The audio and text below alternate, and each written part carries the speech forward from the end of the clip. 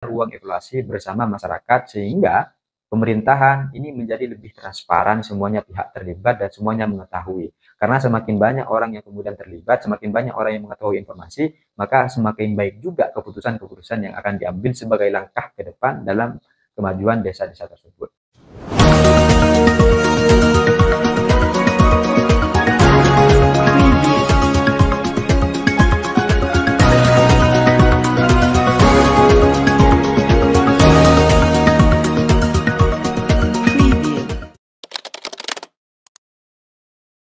Menjelaskan tentang pelayanan publik dan peran pendamping desa untuk memberikan pelayanan yang baik kepada masyarakat-masyarakat yang ada di desa.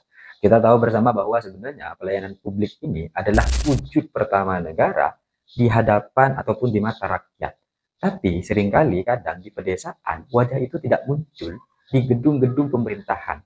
Yang kemudian seharusnya kita mengerti bahwa yang namanya manajemen pelayanan publik ini kan adalah tentang seni mengelola apa yang kemudian menjadi kebutuhan rakyat dengan cara-cara yang kemudian sistematis, misalnya transparan, dan berorientasi kepada kesejahteraan masyarakat.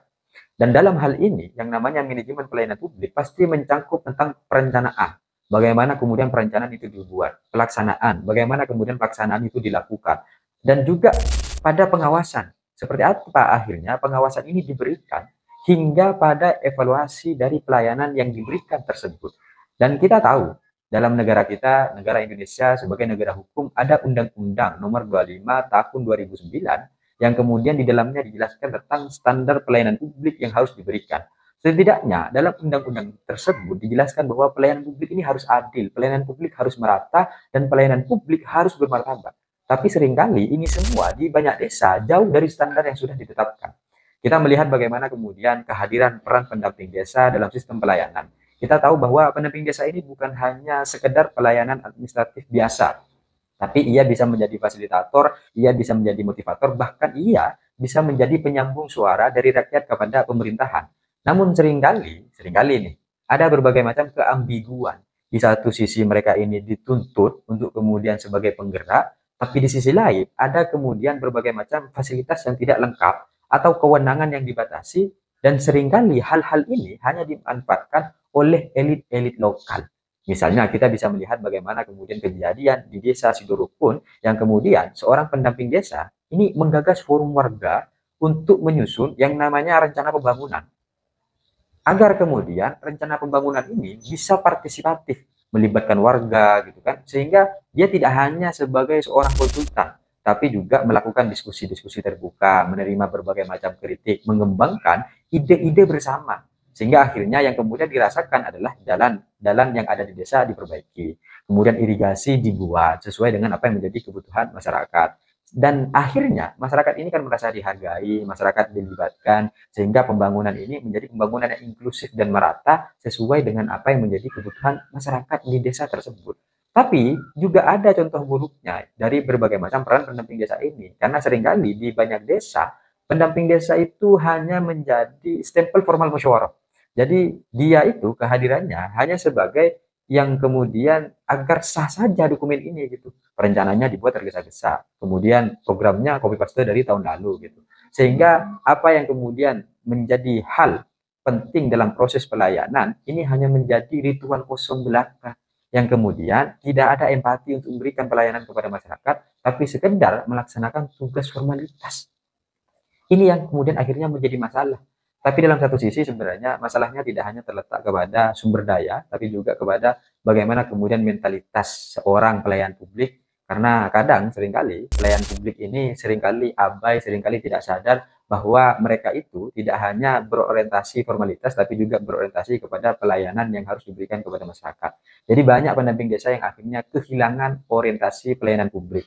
Jadi dalam beberapa kasus misalnya menunjukkan bagaimana kemudian keterlibatan para pendamping desa dalam permainan anggaran. Anggaran dana desa kan cukup banyak gitu, sehingga mereka terlibat dalam proses permainan anggaran.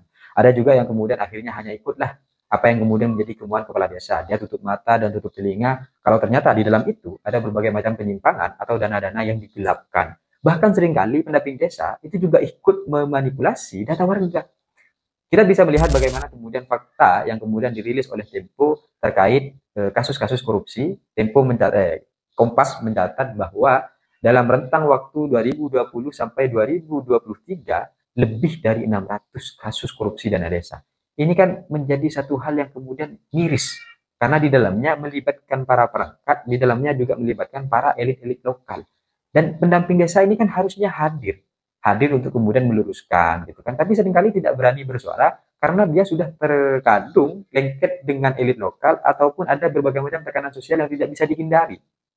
Maka yang seharusnya pendamping desa ini bisa menjadi agen perubahan dalam pelayanan publik dan harapannya idealnya mereka ini bisa hadir sebagai wajah profesionalisme di tengah birokrasi yang kemudian carut marut misalnya. Kadang di tingkat lokal birokrasinya ini kan masih patrimonial di mana mereka ya masih dengan sistem-sistem kerajaan dan elit-elit lokal tertentu. Jadi pendamping desa ini perlu memiliki yang namanya keberanian untuk kemudian bersuara, keberanian untuk kemudian memihak dan berkata kalau ini salah ya salah, kalau ini benar ya benar gitu. Sehingga akhirnya pelayanan yang harus diberikan kepada publik ini tidak menyimpang dari yang seharusnya. Dan kita tahu bahwa dalam tulisan-tulisan yang diberikan oleh Pak Arianto ada satu teori dari Max Weber tentang birokrasi rasional legal. Dan kalau dilihat dari sisi tersebut, maka seharusnya pendamping desa ini harus menjunjung aturan, bukan hubungan-hubungan tertentu. Jadi dikesampingkanlah yang namanya hubungan antara saya dengan si A, antara saya dengan si B, tapi kita lihat seperti apa aturan mainnya, seperti apa seharusnya pelayanan ini dijalankan. Maka kita harus berpikir dan berorientasi kepada warga sebagai seorang pelayan publik, bukan berpikir kepada kekuasaan lokal, bukan berpikir kepada kekuasaan elit-elit di desa tersebut. Sehingga orientasi pelayanan kita memang orientasi kepada kesejahteraan masyarakat.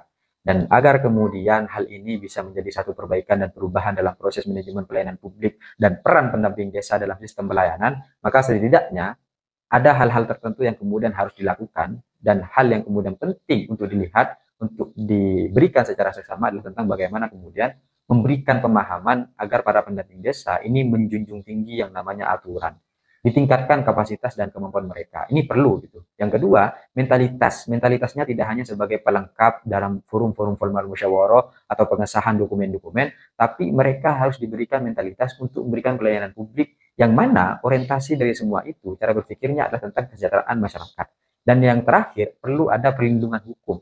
Kenapa perlu ada perlindungan hukum? Karena seringkali kadang ketika pendamping desa ini bersuara, justru yang bersuara tentang keburukan, tentang kesalahan, mereka lah yang akhirnya dipenjara. Ini kan yang repot dalam berbagai macam proses perlindungan hukum yang seharusnya diberikan.